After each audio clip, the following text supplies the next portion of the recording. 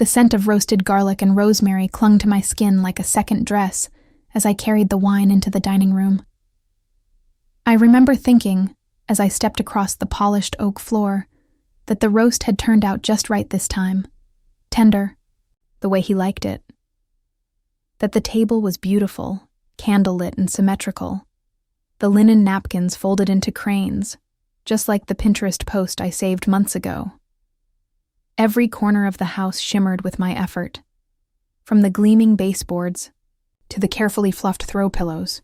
Even my dress, a soft emerald green silk number I'd pulled from the back of the closet, was ironed by my own hand at dawn. I hadn't worn it in years, but tonight seemed like the right occasion. It had once made him say I looked like the kind of woman who deserved poetry. I guess I wanted to see if it still did. The laughter was loud before I entered. Business partners, their wives, some new investors. Faces I knew only from email threads and Christmas cards I never signed. I pushed open the door with my shoulder, gripping the crystal decanter of red wine. It was a wedding gift, one of the few things left that still glittered with promise. "Oh, perfect timing," someone called. I smiled reflexively. Then it came. One of the men, a man whose name I couldn't recall, joked, "Wow, you've trained the help well." The room burst into laughter, and then he said it, my husband, my Matthew. With a grin stretched across his face and pride puffed in his chest, he added, "Well, she practically is the maid around here." The laughter that followed was a wave, unrelenting, echoing. I felt it crash over me, through me. But I couldn't move. My hands gripped the decanter like it might anchor me. I stood there, heat blooming in my chest, my ears ringing so loudly I couldn't even hear myself think. I just smiled. "God help me," I smiled. I poured the wine into their glasses one by one, the scarlet liquid slipping out like blood. No one noticed the tremble in my hands. They went back to their conversation within seconds. That moment, that crack, that humiliation, it was weightless to them. A nothing. But it lodged in me like broken glass. After dinner, I cleaned up quietly.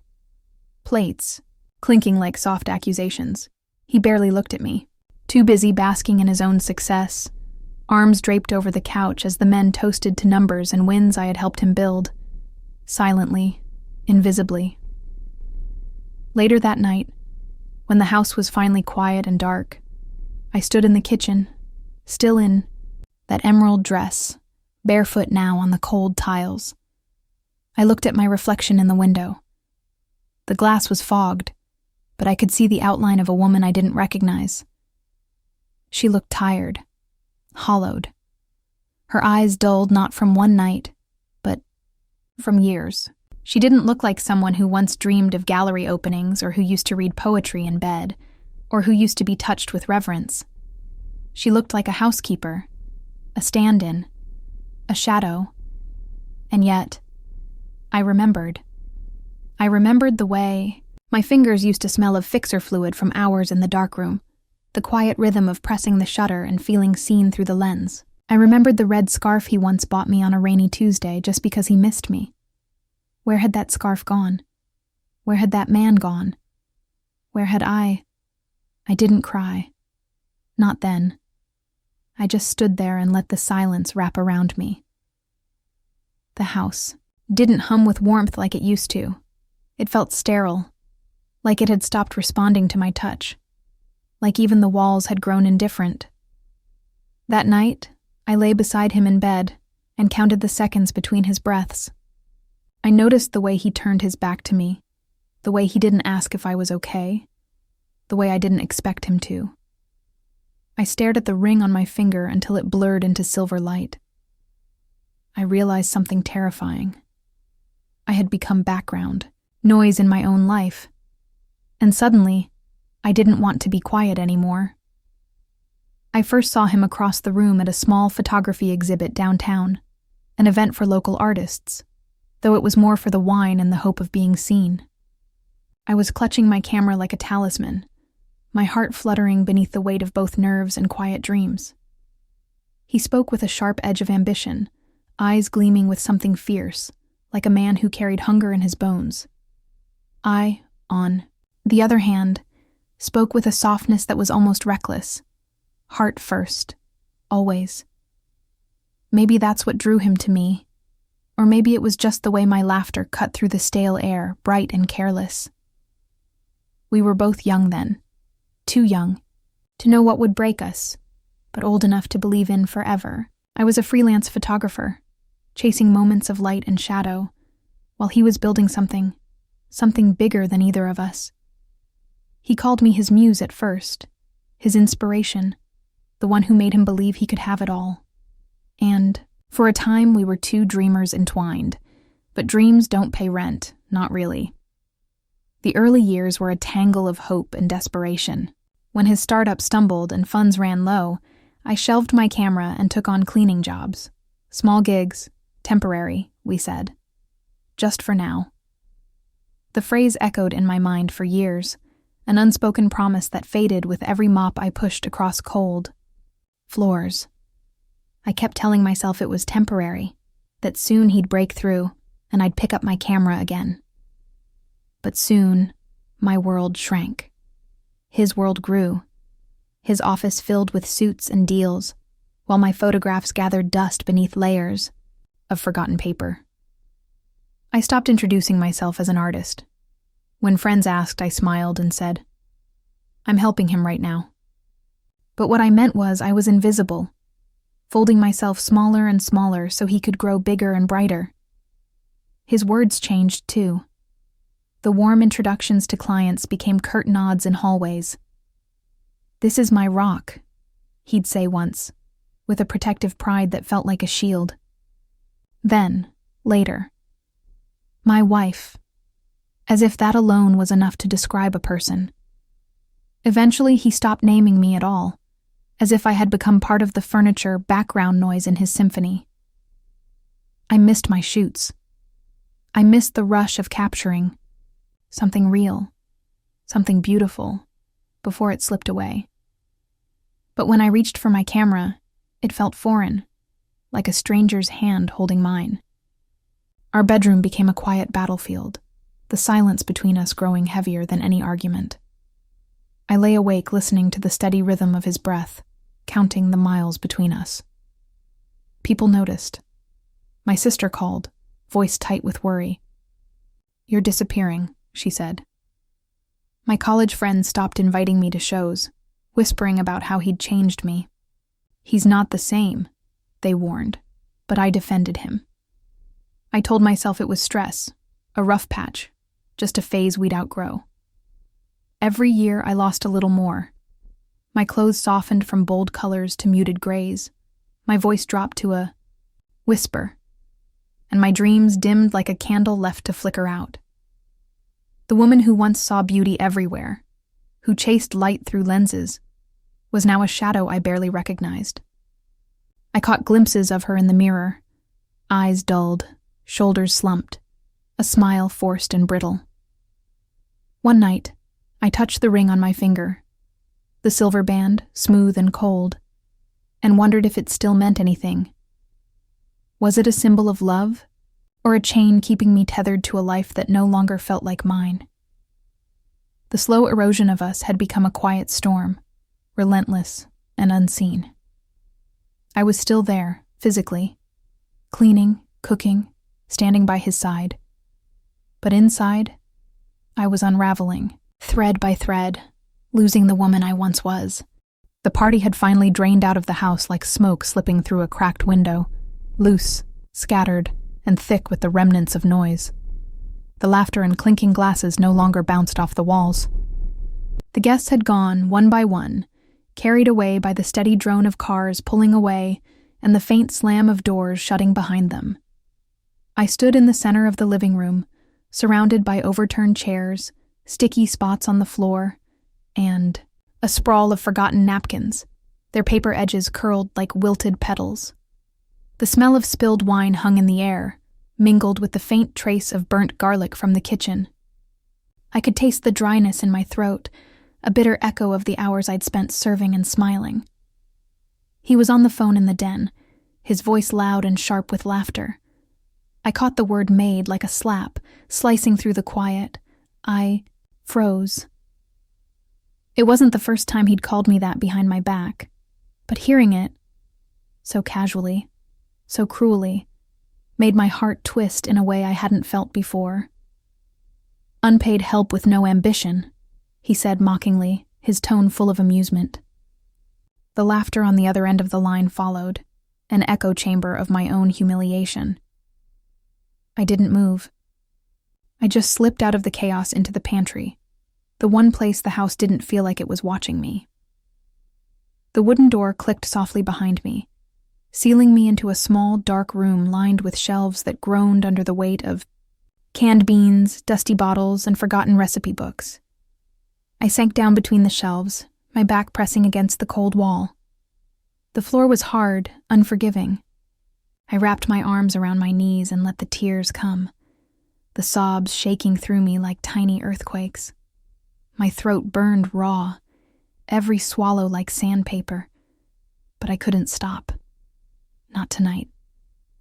It wasn't just the words. It was the weight of all the years I'd spent invisible, working without thanks, loving without return, shrinking myself until there was almost nothing left. The years of pretending that his jokes didn't cut me to the bone. The nights of waiting for affection that never came. Between my hands, I felt something smooth and cold. I looked down and found a photograph tucked between two worn recipe books. It was one I had taken years ago. Me, smiling shyly, cradling my camera like a precious thing. My eyes in the photo held hope and fire, a spark I thought had died out long ago. I traced the edges with my finger, the paper rough under my skin, and for a moment, I let myself wonder who that woman was. The one who believed in dreams, in light, in being seen. The pantry door creaked open, and a sliver of harsh light cut across the shadows. He stood there looking tired and annoyed. "Why aren't you in bed?" His voice was sharp, like a snapped twig. I swallowed the lump rising in my throat and pushed myself to my feet, clutching the photo to my chest like a lifeline. "Do you even love me?" The words slipped out before I could stop them. He shrugged, eyes cold and distant. "You're useful. That's enough." Then he turned and left, the door clicking shut behind him. The silence that followed was crushing. It wasn't the dramatic break of shouted fights or slammed doors. It was a quiet fracture, a stillness that swallowed me whole. Something inside me snapped that night, not fragile and trembling, but clean and necessary. I folded the photo carefully and slipped it into my pocket, a seed of resolve buried deep in my grief. Not all endings come with fireworks. Sometimes they come in silence, and silence, I learned, can be deafening. The early morning light was soft and hesitant when I slipped out the front door. The sky was a pale wash of gray and pink, like watercolor bleeding slowly across a canvas. The house behind me still slept, its dark windows watching me leave with silent accusation. I didn't look back. I carried my camera bag over one shoulder and a small duffel stuffed with clothes over the other. In my pocket was the photo I'd found hidden in the pantry, the one with my face framed in light, eyes bright with a hope I thought had vanished. It was the only piece of me I wanted to carry forward.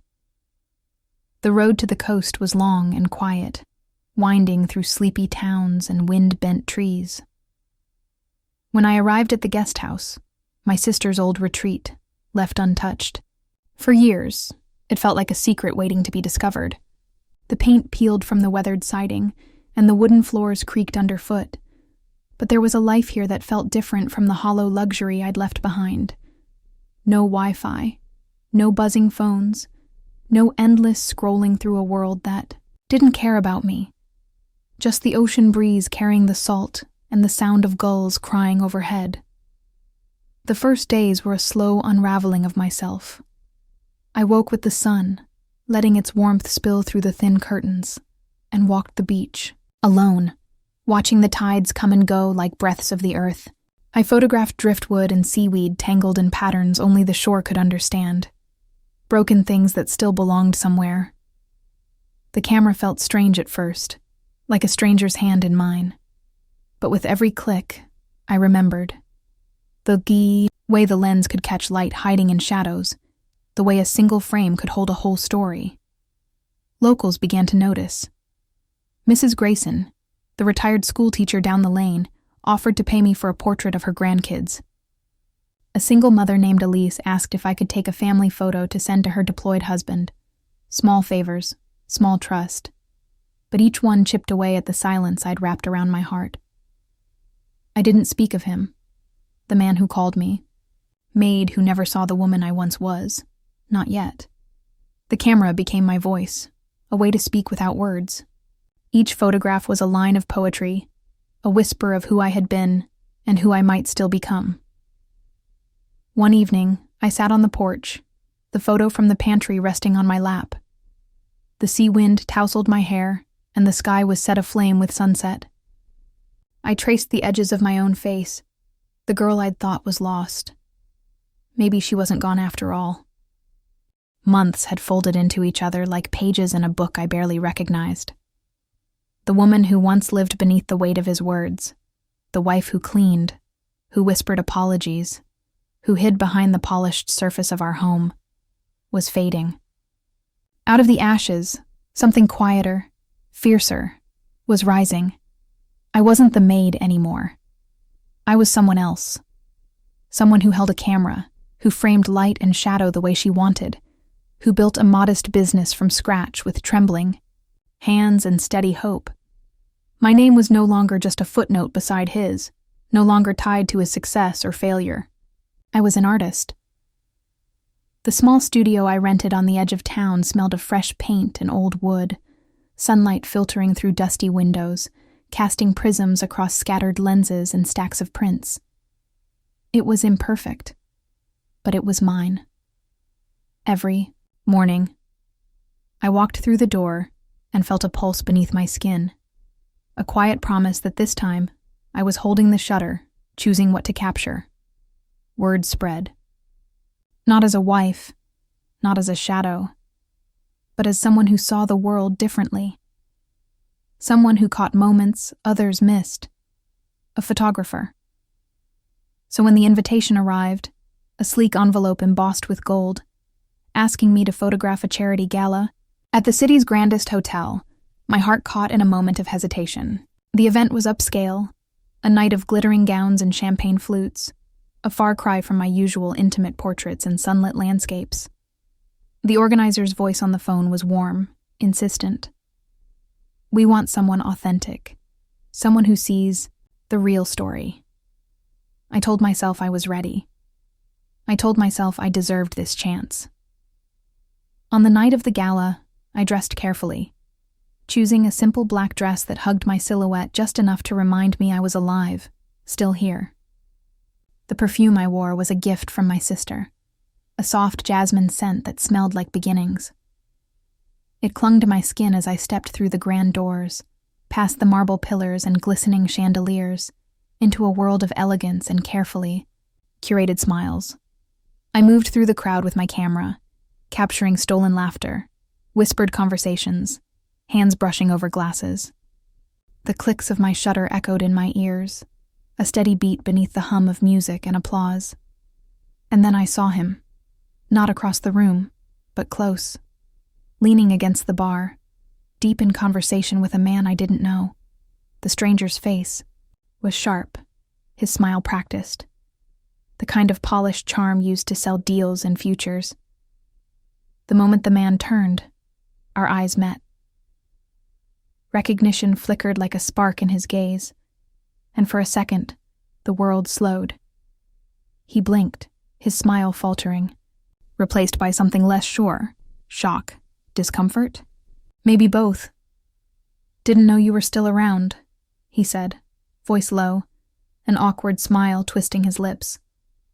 I nodded, keeping my camera steady. Neither did I. That night, after the last guest had gone, I sat alone in my studio, the photograph of the gala flickering on my laptop screen. But my mind wasn't on the event. It was on him, on what I needed to know. I dug into our shared past, the tangled finances, the whispered conversations overheard at dinners, the silence behind his polished exterior. I searched bank records, cross-referenced transfers, pieced together emails like fragments of a broken mirror, and the truth shattered like glass. He had been siphoning money, our money, from joint accounts into shadow companies, laundering funds under the guise of business growth. The clean image he sold to partners and clients was a lie. And the debts, the risks, they were all still attached to my name. But this time I wasn't afraid. I gathered everything. Photographs of documents, email threads, transaction records.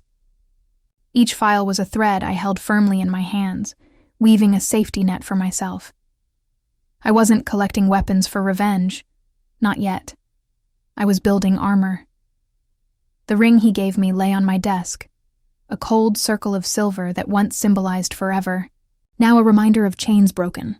I picked it up, feeling its weight, and slipped it into my pocket. The woman who asked to be loved was gone. The woman who protected herself was here. The storm was coming, and this time, I was ready. The day I walked back through that front door, the air felt heavier than I expected. Not the stale weight of years past, but something charged, like the calm before a storm. The same house stood there, grand and gleaming in the afternoon sun, pristine from the outside. But to me, it was a glass cage I'd lived in, cleaning its corners and polishing its lies. I wasn't carrying a bottle of wine this time. My hands were steady, holding instead a slim folder stuffed with truths, documents that would crack open every hidden corner he'd hoped no one would find. Financial records, legal papers, a trail of betrayal laid bare on glossy sheets. The crowd had gathered as usual. The kind of people who smiled with teeth sharp as knives, sipping expensive cocktails, murmuring about deals and dreams. They didn't expect me. No one did. He saw me before I reached the door. That flicker in his eyes, a strange mix of surprise and irritation, maybe even fear, was the only sign he wasn't in full control. I stepped inside with a calm that surprised even me. The polished floors echoed beneath my heels, the chandeliers sparkled overhead like trapped stars. The house still smelled faintly of his cologne, an aggressive musk that used to mean power but now tasted like poison on my tongue. Whispers started before I even spoke. I could hear them threading through the room like a low tide. Is that her? Why is she here? They looked at me with the same curiosity reserved for accidents and spectacles. He tried to laugh it off, his smile brittle and forced. Look who decided to join the party, he sneered, voice loud enough to carry but not sharp enough to cut through the shifting atmosphere. I didn't answer. Instead, I moved through the crowd with purpose, each step a quiet declaration. I found the lawyer waiting near the entrance, a woman in a tailored suit whose eyes held the same fierce resolve I was cultivating inside myself. I handed her the folder. She flipped through it quickly, nodding once, sharply. The room fell quieter. Eyes darted from me to the papers and back again. The air grew thick with a new kind of tension, the weight of truth. I finally spoke, voice steady but low, so everyone had to lean in to hear. You once called me the Maid, I said, eyes locking on his with unyielding calm. But I built this house. I kept it whole. I gave it warmth when you were too busy chasing shadows. And now I take it back. No one laughed. No one clapped. Instead, I saw the raw flicker of something real. Surprise, shame, maybe a little respect, in faces that once only masked judgment. I didn't wait for his reply. I turned and walked out. not because I was running, but because I was already free. Outside, the sunlight was softer than I remembered. The air tasted like possibility. I slid into my car, the leather seats cool beneath my fingers, and glanced at the rearview mirror. The reflection looking back was a stranger and a friend, a woman who had survived, who had reclaimed her story. At home, I hung a new photograph on the wall of my small studio. A wide shot of the ocean, wild and free, uncontained. It was a reminder that I belonged to myself now,